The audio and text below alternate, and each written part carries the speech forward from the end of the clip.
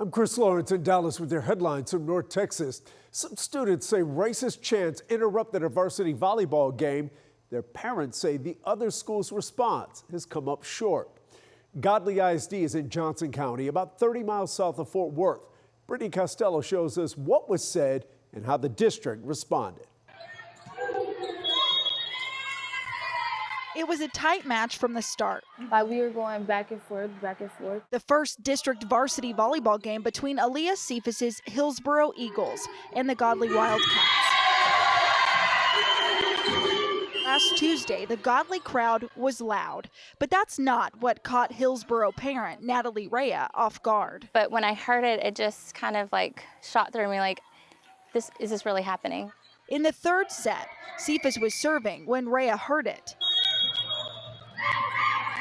She went back to rewatch the game. There it was again.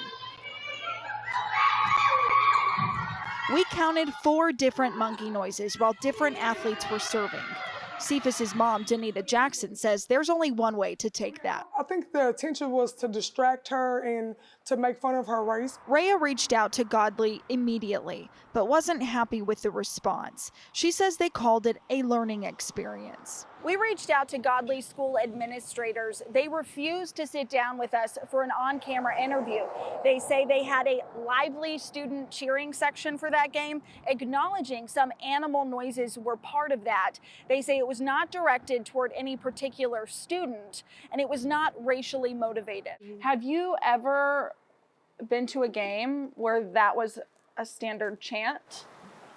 No. Not monkey noises. Godley did investigate in a statement saying an administrator was at the game and confirmed she observed nothing inappropriate in the chants or behavior.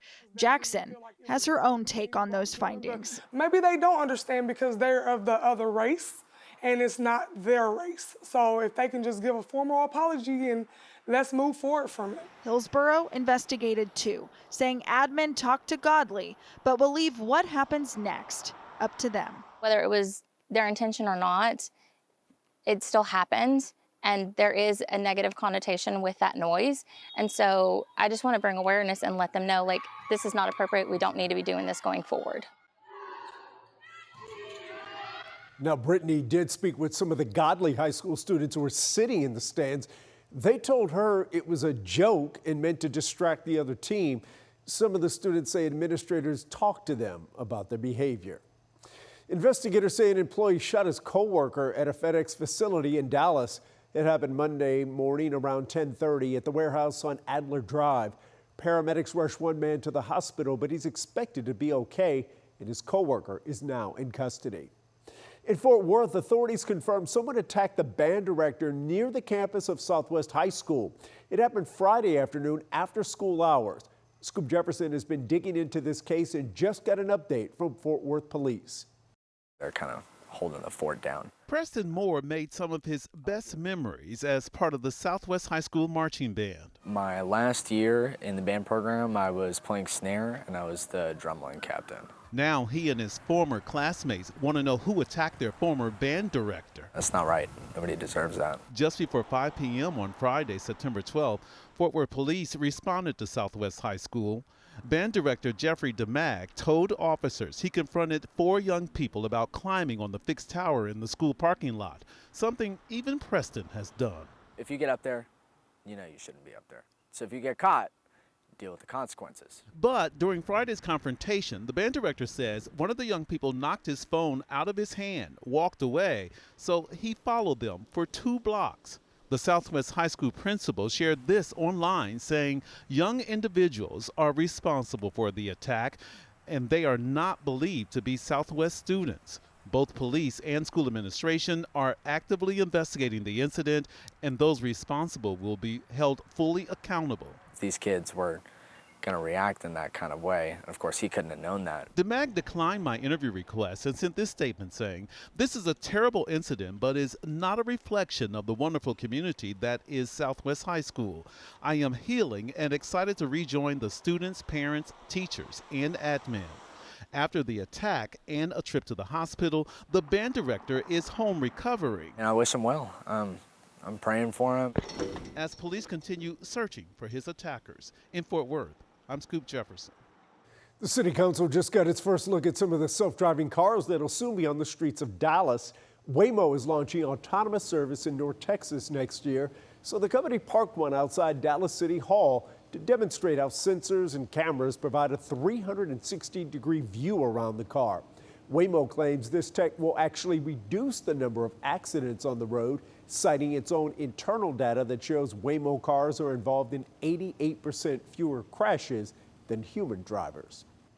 The Collin County Animal Shelter will reopen Tuesday after suspending adoptions due to exposure to distemper. Employees put a sign on the door over the weekend saying they're closed for all dog adoptions. Distemper is a highly contagious and potentially deadly disease in dogs. We're kicking off Hispanic Heritage Month with a story straight from Globe Life Field. The Texas Rangers have their own mariachi band, and as Jobin Punniker reports, 2 members are in perfect harmony on and off the stage. The instruments we choose are often a reflection of who we are. The violin is very loud and out there. He's very level-headed. He's very grounding. From the most expressive notes to the deepest ones. Very much like instruments, all big and round and small and skinny. Michael Gonzalez and Cindy Cabrera play 2 very important but different roles in mariachi music. They don't really coincide with each other. Please welcome Mariachis de los Texas Rangers. And their stage is Globe Life Field. They lead the Mariachi de los Texas Rangers. Being the heartbeat of the mariachi and being the melody of the mariachi, they're 2 very important instruments for the band. We were both mariachis and we didn't even know it. They met 7 years ago at a party. They've dated ever since. She was gorgeous, gorgeous. Her smile, gorgeous, very gorgeous. One plays the bass, the other the violin, on Mariachi Mondays. I don't think we're the same person. Opposites attract for sure. In the near future, these 2 bandmates will play as one. Michael, in mariachi fashion, popped the question in January. I loved it. It was what I would have wanted. They haven't set the date yet, but they are in agreement on one thing, and it may be obvious. We're gonna have hopefully a mariachi-themed wedding. These solos turned into a serenade. Ultimately, it's music, right? In Arlington. Luckily enough, we were able to find a song to make it work.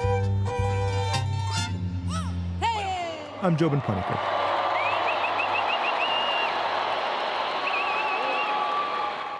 Well, hopefully they take the wedding off and allow another band to play for them for a change. And those are your headlines from North Texas.